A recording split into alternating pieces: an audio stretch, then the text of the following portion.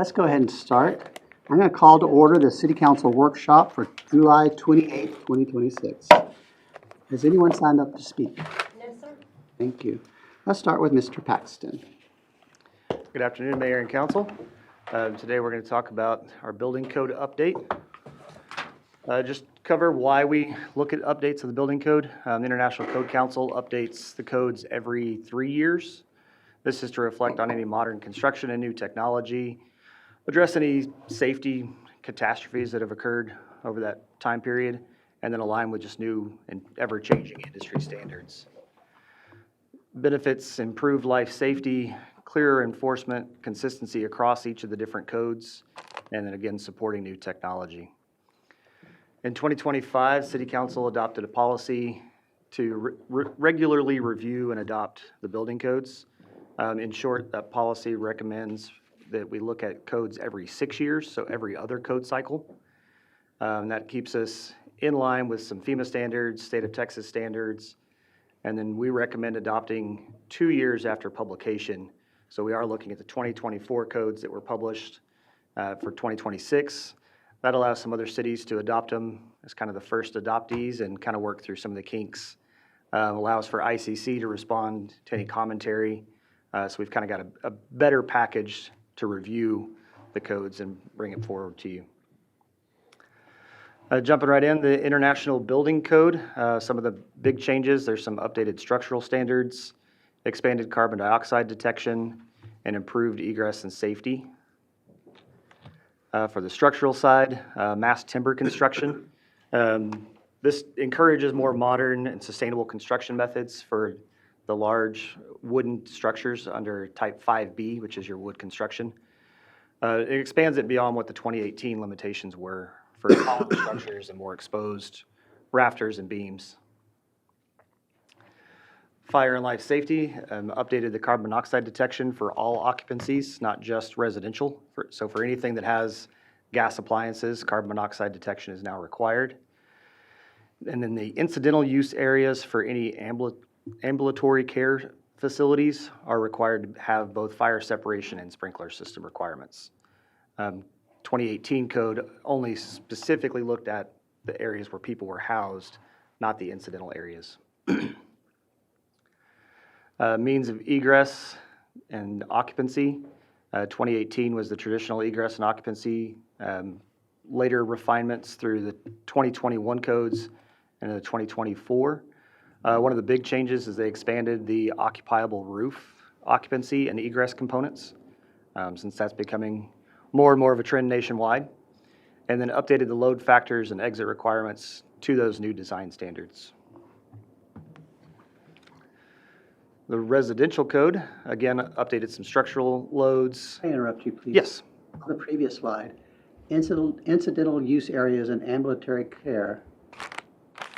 I remember several years ago when we had a group home that had care for elderly people. Is that ambulatory care?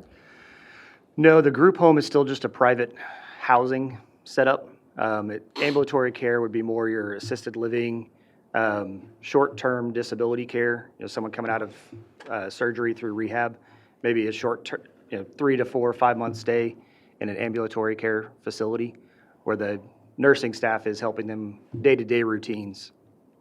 But the private group homes is different occupancy than that. Thank you. And if you have any questions as I'm blowing through this, please stop me. The structural design loads under the residential code, updated the environmental maps for wind, snow, and seismic. To the best of my knowledge, our region did not change, but we are updating the modern maps. References to the American Society of Civil Engineers 722. So they also update the structural standards on a regular rotating basis. So the 2024 code references the 2022 ASCE standards. And then clarified the braced wall panel provisions. This has to do with the wind load of residential structures and where the braced panels can be located. Energy storage systems and batteries. So this is for your individual residential uses. Adding safety provisions for those types of systems, whether it's a battery backup, electric vehicle charging systems, backup generators, et cetera. This also coordinates with the fire and mechanical codes. We'll talk about those in a moment.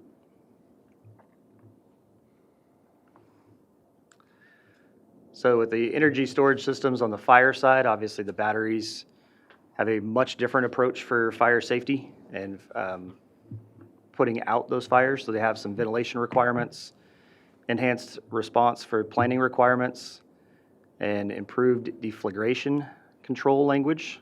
So when the battery does catch fire and how that fire kind of can expand and get away from it, how it impacts the adjacent structures. I explained that well enough? Okay, thank you. Jason gave me a lesson on that yesterday, so. Fire access, water and communications. 2018, the fire apparatus road with your fire lane requirements clarified for aerial apparatus for your taller structures what those fire lane requirements would be. Refined the fire flow determination references, and then updated the emergency responder radio coverage provisions. As you can imagine, some of the larger buildings and larger like apartment complexes, some of the locations of the buildings actually interrupt the radio frequency from station to station, and so they'll have radio repeater requirements within those larger complexes. For the fire protection systems, they've updated the sprinkler triggers to align with the International Building Code, amended the fire alarm emergency communication system requirements, expanded the inspection, testing, and maintenance documentation. So each of those systems have to be maintained and inspected on an annual basis. So changing how that documentation is presented, so we've got more consistency. And then clarify the standpipe and water supply reliability provisions for those systems. The electrical code is kind of a one-off. The International Code Council does not cover electrical, so we adopt the National Electrical Code, and they're 1 year off of the ICC cycle. So we're recommending the 2023 NEC. One of the bigger changes, expanding the ground fault circuit interruption, expanded to include 240 volt receptacles, heat pump and HVAC receptacles, and then the arc fault circuit interruption coordination. Certain high hazard areas of the home are required arc fault breakers. That is one thing that we've noticed does have an increased cost, just because the arc fault breakers are quite a bit more expensive than your standard breakers. But for those high hazard areas, the new code more clearly defines what areas are required arc fault, so that not every breaker has to be an arc fault breaker. For electric vehicle, solar and battery integration, clarified the disconnecting means for those systems, ventilation and spacing rules, improved firefighter safety labeling for the different types of systems and different types of batteries, load management system, and then recognition of the bidirectional EV systems where the home can charge the vehicle, and in power outage, the vehicle can then power the home. Obviously, it's got to have different switch gear on the electrical panels, so the electrical code now addresses that. Increased surge protection, so the expanded where surge protection is required and what devices and equipment are required to have that surge protection. Again, for your high hazard areas where you've got water nearby, mechanical equipment. Mechanical code, the biggest change here relates to provisions of A2L refrigerants. So more or less, if you think of some of the old propane style refrigerators, as the R22 and 410 refrigerants are starting to be phased out, the A2L is kind of taking over a lot of those refrigerants. So there are updated concentration limits and leak detection for mechanical rooms where there's multiple pieces of equipment that use the A2L, just because it does have obviously an inherent danger with it being mildly flammable. And then coordinated update with the ASHRAE 15 and UL standards. The ASHRAE is the American Society of Heating, Refrigeration, and Air Conditioning Engineers.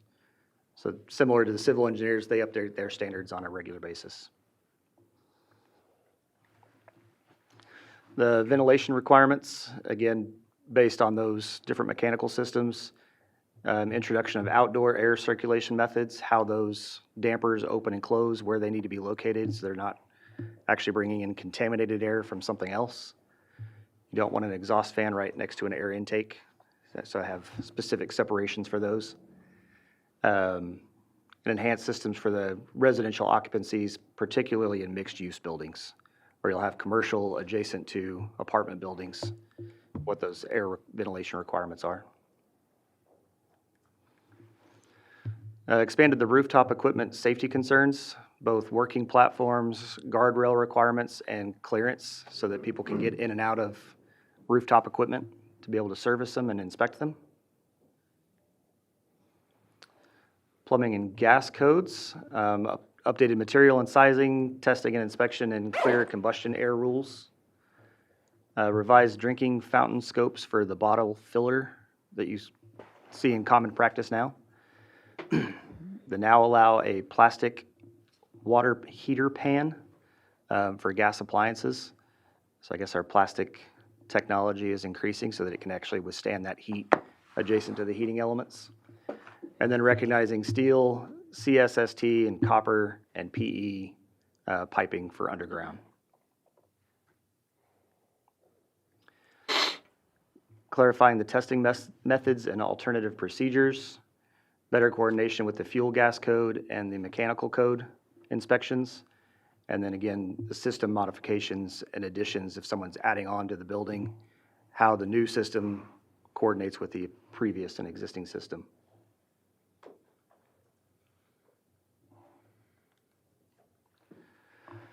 For combustion air, the fuel gas code, in 2018, there were different opening methods for how that fresh air can get into the mechanical room.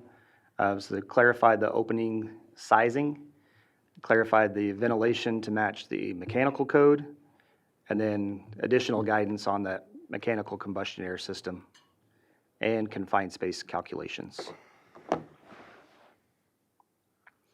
The Energy Compliance Code increased insulation requirements in several of the climate zones, more stringent window U factor, or the insulation value for the windows, and provided expanded heat pump provisions and use of high efficacy lights and controls.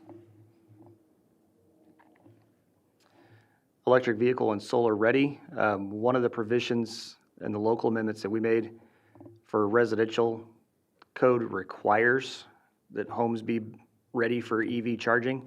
We're going to make that optional, but should someone want to make a home ready for EV charging, the code does address how that has to be installed for any future charging capacity. And then expanded the solar ready construction for new commercial. Even locally, we've seen quite a trend of commercial buildings adding rooftop solar arrays after construction. So this way they'll be able to have the building be ready for that for initial construction. Drew, on the electric vehicle part of this, for future homes, what about for current homes? That want to put in a charging port for? So the code does address, between the electrical code and the residential code, does address how it's installed. Obviously for new construction, they would do that up front. Often requires additional electrical equipment adjacent to the panel instead of having to replace the entire panel.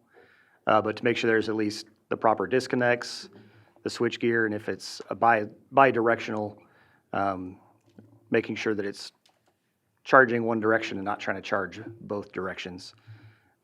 K-Pub is familiar with that as well. They've got their requirements as the electric provider on what disconnects are required. We coordinate with them on the installation on existing homes as well. It's just the local electricians installing that would know that they need to follow the code. Yes. Yeah, and the current ones are following the code. The new code just expands that to make sure that the option to make ready whenever they want to just make it more plug and play whenever they do choose to go that route. Any other questions on that one? Increased the, or enhanced the air sealing, obviously reducing the air leakage for the HVAC system. Improved the barrier verification and testing procedures, often referred to as a blower door test. And tighter construction to help lower utility costs and improve comfort within the building. Overall impact to the community, again, there is a minimal cost impact. I think the biggest one that we found was the arc fault breakers. And then improved safety and clearer expectations on how each of these codes align with one another. So our recommendation is to adopt the 2024 ICC codes, adopt the 2023 National Electric Code, and then the local amendments that you'll see in the final draft of the ordinance. All the local amendments we currently have, we carried over, renumbering them for the new numbering as they've adjusted. The only additional local amendment is the EV charger ready is an option rather than a requirement. Any questions? In your preamble, about your third or fourth slide, you noted resolution number 13-2025, where in 2025, this council established a policy for regular review and adoption of building codes every 6 years. Has it been 6 years since we've adopted new codes? Yes, we adopted the 2018 codes in 2020.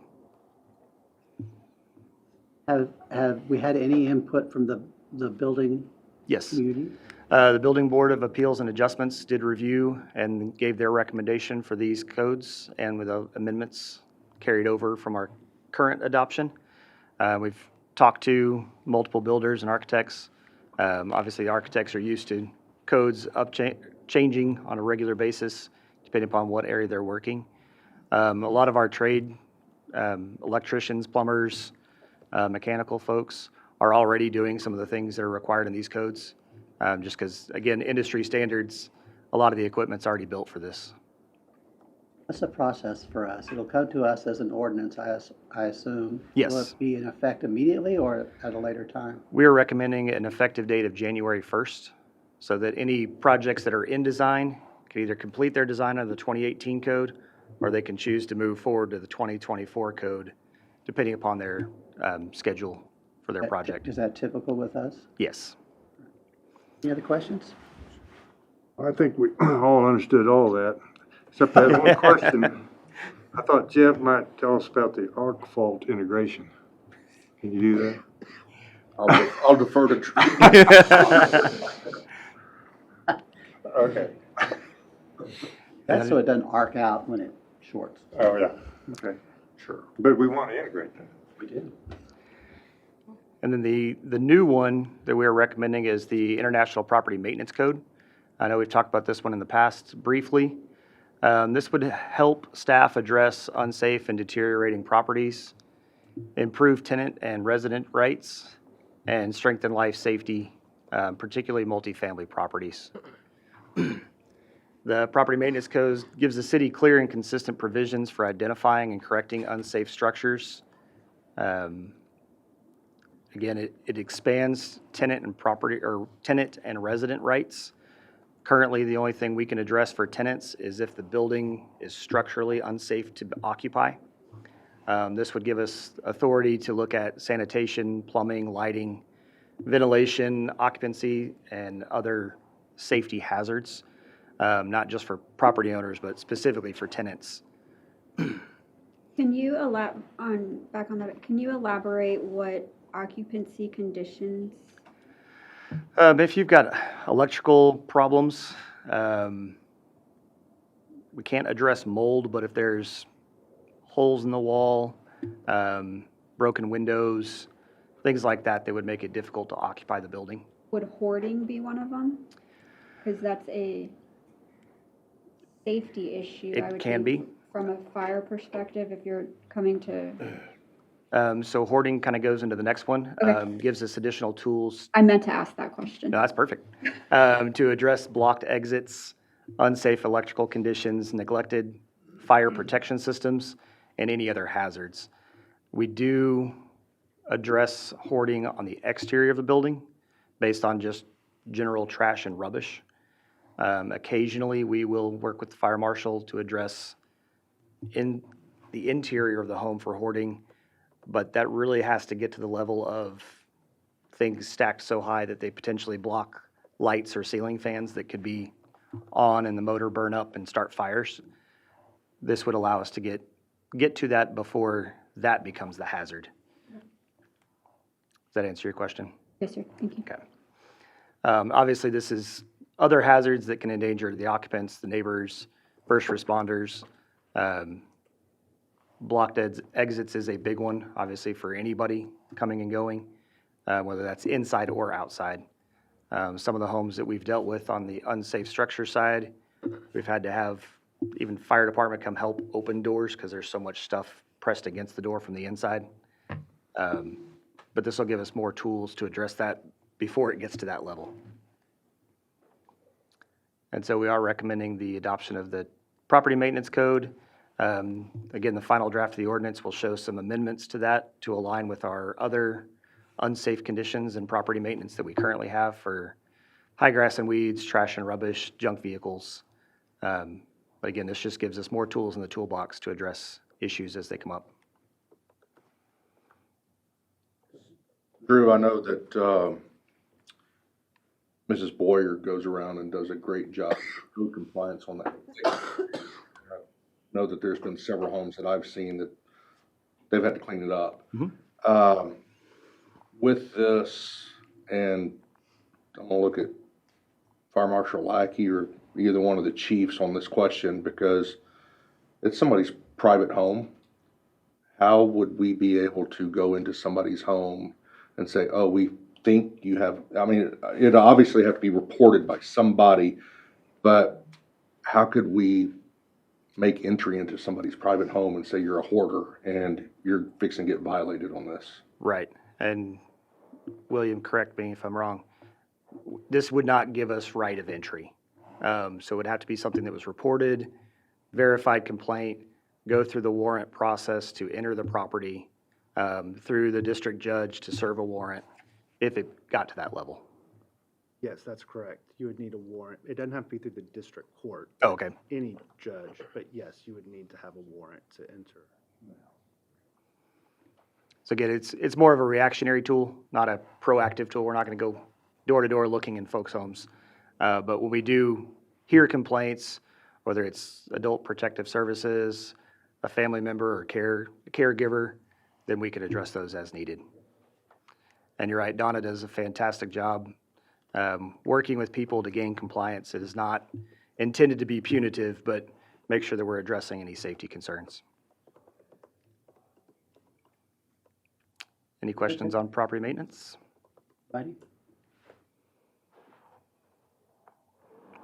So we'll bring this back to you for August 11th for the first reading.